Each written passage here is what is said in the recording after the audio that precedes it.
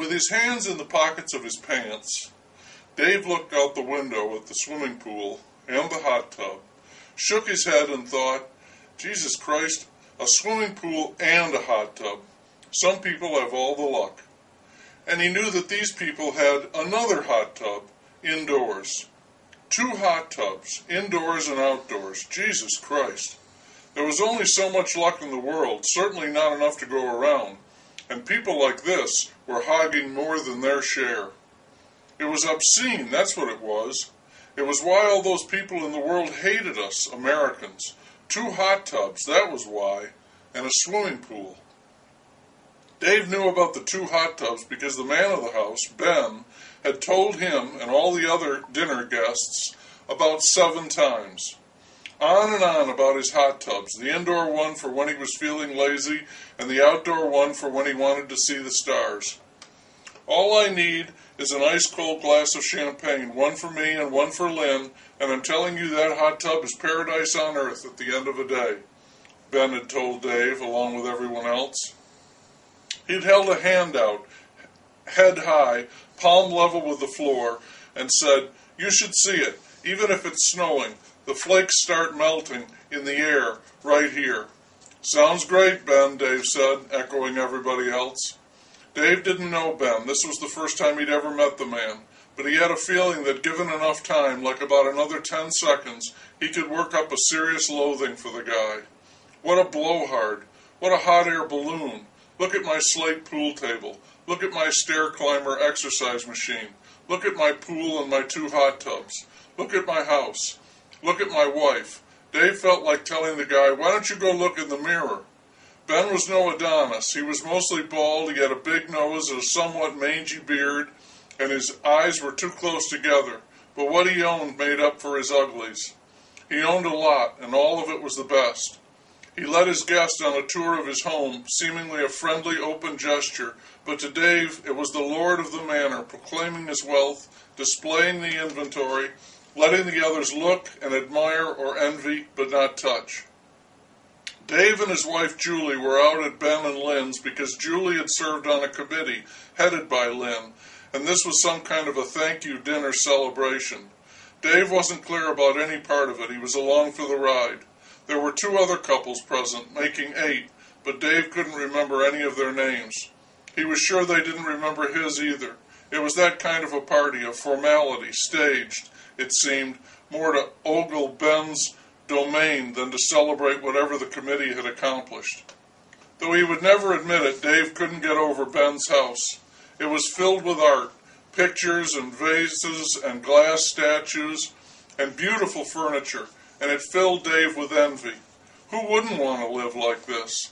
The house was located well outside of the city in a new development, one of those gated communities where all the homes were huge and new, and Ben made a point of saying that he'd bought out there because he could get more house for his dollar, as if buying the home had been a move of pure economic austerity, as if Ben had a pressing need to stretch his money. The statement was typical of Ben. Dave knew him well enough already to assume that. It sounded like humility, but it was really just one more pat on his own back, announcing another shrewd investment. It made Dave seethe inside. He figured the house had to be $2 million at least, and that was before you started tossing in the pool and hot tubs and the game room. Check that, the entertainment center. The TV screen, which could vanish into a slot in the ceiling, was bigger than the one in most movie theaters. Now Dave felt he was someone who had truly bought a house with the idea of getting the most home for his money. He'd bought a place 2 years before in a run-down neighborhood, a beautiful old home that was a steal because of the surroundings. The other people on the street were a mix of old people who couldn't take care of their property anymore and lazy slobs, perhaps the kindest way of describing them, who didn't give a damn. Dave's hope was that he could get a solid, undervalued house, fix it up, and be the first in a wave of renewal that would sweep along the street and elevate all the property values. It was a gamble, but one Dave had to take because he had no cash socked away, no family trust fund. He was lucky he could get a loan at an interest rate that should have been a criminal offense. Consequently, it burned him up to hear Ben blow smoke about how much house he'd gotten for his dollar out here. With his beard, Ben looked and acted like he was Ernest Hemingway, or Moses, a real big shot, the father figure, the expert on every subject. Conversation at the party worked this way. A topic would be introduced and people would offer their opinions on it. Then Ben would issue his official statement and that would be the end of that topic. Dave kept his mouth shut. Maybe Ben had earned the right to pontificate. He hadn't come by all this money by being a dummy. Dave wondered how he had come by the money. He'd heard and he believed that every great fortune was based on a crime. Dave remained silent because Dave was a guest. This was a one-night thing and he would just tough it out. And Dave knew that he did not have the capacity to ever be as imposing like Ben. Dave was pudgy and bald. He looked like baby Huey with a mustache. That's how one of his buddies liked to describe him. He had never been the type of guy to make a big impression. When they sat down for dinner at a table set with china and real silverware, fancy glasses, and a linen tablecloth, all the talk was on what a wonderful home Ben and Lynn had. Ben laughed it off and said that since this was the second time around for both of them, they'd decided to do it right. It's like kissing, he said. The first time you do it with your eyes closed. After that, you keep your eyes open. I kissed with my eyes closed, Julie said, blushing. Ben laughed and waved a hand at Dave and said, "No wonder," and then said, "Just kidding, David, just kidding." Dave laughed along with everyone else and thought how much he'd like to tie Ben's hands to the steering wheel of his new Mercedes, put it in drive, and point it over the edge of a cliff. One of the other wives made a gushy comment on the house, and Lynn said, "Oh, you'd be surprised. We have our problems out here just like anywhere else." That got Dave's attention. "Oh," he said, "like what?" Any troubles that Ben might be having, however slight, would come as a source of great relief to him. "Well," Lynn said, giving the matter some thought. Then she smiled and said, "Like the slugs out in the garden." "Oh, boy," Ben said, "don't get her started on that." "What about them?" Dave said. "Well, there's no getting rid of them," Lynn said. "I've tried everything. Just yesterday I was out in the garden with Christina. She's an attorney who lives next door. She was helping me. We trade off in each other's garden, and I said, 'Will you look at the two of us? You're a lawyer, and I've got a Ph.D. in Renaissance Lit, and here we are out in a garden under a blazing hot sun picking slugs off broccoli.'" "They're all over everything," Ben said. "We have to throw it all away." "I've tried everything," Lynn said. "I've tried beer." "Beer," said Dave. "Saucers of beer," Lynn said. "She buries Dixie cups in the ground around the perimeter and fills them with beer. Doesn't work," Ben said. "I tell her the slugs just drink the beer to wash the food down." "Maybe you should try little landmines and concertina wire," Dave said. Everyone laughed at that. For the first time that evening, Dave was enjoying himself. Slugs in the garden. Trouble in paradise. He laughed harder than ever. It was too funny. "I've tried powders. None of them work," said Lynn. "Collars out of milk cartons, sprays made out of lemon juice and vinegar. No luck." "Put salt on them," one of the other guests said. "You don't know how many we're talking about," Lynn said. "I'd have to get a highway truck to come out here and salt the garden, and that would kill the plants." "You could eat them," Dave said, and everyone howled. "Where I come from, they call them Tennessee escargot." The man sitting across from Dave at the table was laughing so hard that he had to use his napkin to wipe his eyes. "Now a nun is advising her," Dave said. "She's going to bless the garden," Dave said. "She says that if you put orange rind and grapefruit rind into a blender and make a puree and then pour it around the garden, that will take care of the slugs," Lynn said. "It's similar to invisible fence," Ben said. "What about the ones that are already in the garden?" Dave said. "I don't know," said Lynn, throwing up her hands. "At this point I'll try anything." "Why do you think you have this problem?" Dave said. "I mean, so many of them." He wondered if maybe they'd buy a curse theory. "No trees," Ben said. "They cleared all the trees to build the houses. No trees, no birds. No birds, slug explosion." "Well, you're lucky if slugs are all that bothers you," said Julie. "We've got cats." Dave grit his teeth. His mouth went dry and his stomach felt heavy. He didn't want her to be talking about that. This wasn't a competition. Ben had already won that. He wanted to talk about Ben's slugs. Ben laughed. "Cats in your garden?" he said. Everybody laughed. "Oh, they're everywhere," Julie said. "They're ruining everything, and they stink." We live next to an old lady, Dave said, Mrs. Simmons. She's got to be 90 years old, and she lives food out for these cats. She's a one-woman shelter for stray cats. There has to be at least a dozen of them that hang around now. They fight at night, they dig up our bushes. I just put $1,000 into landscaping. We're the only house on the street with anything that looks like a yard, and those damn cats have wrecked it. He was hoping that this brief synopsis would be enough. It actually smells like ammonia when you open the door, said Julie. It brings tears to my eyes. Mine too, said Dave. How awful, said Lynn. Can't you talk to her? Dave tried, Julie said. She's got a heart condition. Oh boy, said Ben. An ambulance pulls up there about once a month, Dave said.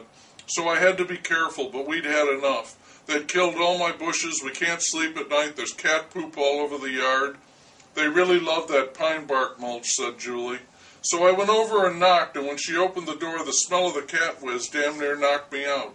I said, Mrs. Simmons, we've got to do something about all these cats. And she said, they're not mine. And I said, yes, but you're feeding them.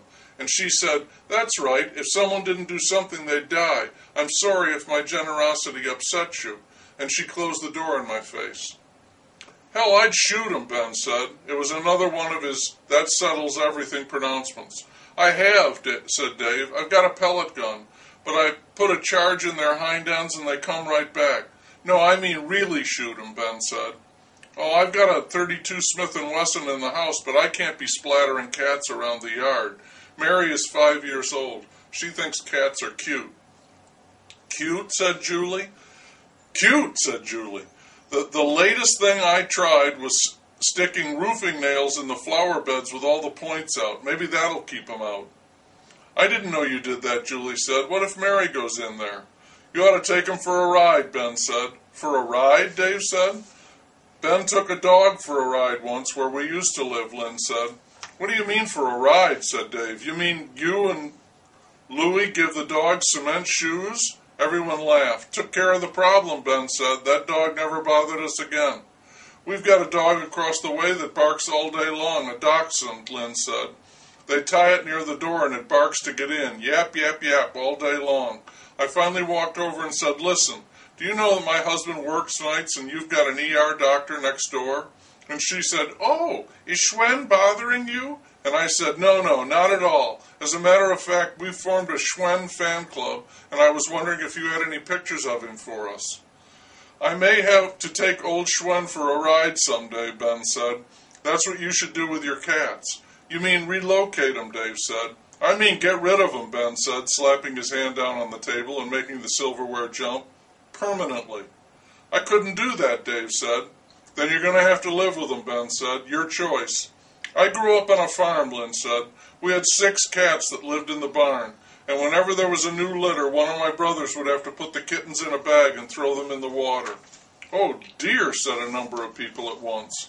Lynn nodded her head. It was a regular rite of passage. They all had to do it one time or another. It had to be done. 6 cats were all we needed, and nobody around there wanted any more cats. If we'd have let them live, they'd have starved. Or you could just get a dog, Ben said. A big, cat-hating dog. We can't, Dave said. Julie's allergic to dog hair. Cat hair too, Julie said. I can't take much more. Then old Dave here is going to have to man up and take the bull by the horns, Ben said, slapping Dave on the shoulder. Dave laughed and thought about tying Ben to a post in a bull ring, waving a cape in front of him to agitate the bull into a furious, horn-ripping charge. As they were driving away from Ben and Lynn's, Dave could see the moonlight reflecting off the water on their pool. We're going to have to do something about those cats, Julie said. Uh-huh, Dave said, and then an idea glimmered like the light on the blue water. Maybe that's what I should do, he said. What's that, Julie said. She had her head back on the seat. She was nearly ready to fall asleep. Take Ben's advice. Take those cats for a ride. Get rid of them. Where would you take them, Julie said, not opening her eyes. Oh, someplace far away, said Dave. Like where? I don't know, said Dave. Maybe in old Ben's pool. Julie turned her head and was looking at him. He laughed. Maybe put a couple in the hot tub, too. You'd never do that, Julie said. No, but I'd like to, Dave said, still laughing. "Why," said Julie, "this isn't about Ben. It's about getting rid of the cats." Dave's hand squeezed the wheel. He knew what it was about. It was about having to leave Ben's wonderful, carefree home and having to go back to their place, which couldn't compare. "You never should have brought up the cats," Dave said. "Oh, David," said Julie. "Sometimes you talk too much," he said. "Now you're being mean," she said, "when all you really have to do is get rid of those cats." "I can't get rid of the cats," Dave said, shouting. "If I could, they'd be gone. But I can't. There's nothing I can do. You can't just step in and take something away and kill it if it's bothering you. What do you want me to do? Put Mrs. Simmons in a sack and take her for a ride? That would do it, right?" Julie didn't say anything for a while. Then she said, "So what are you going to do?" "I don't know," Dave said. "I don't know what I'm going to do. Is that all right with you?" Julie didn't answer. "Great," said Dave. "Just great." Julie had her eyes closed again. Grimly at first, and then with a kind of mounting desperation, Dave followed the road home, thinking about what Ben would do, and what he had to do, and what he'd like to do. "Your choice," he could hear Ben say.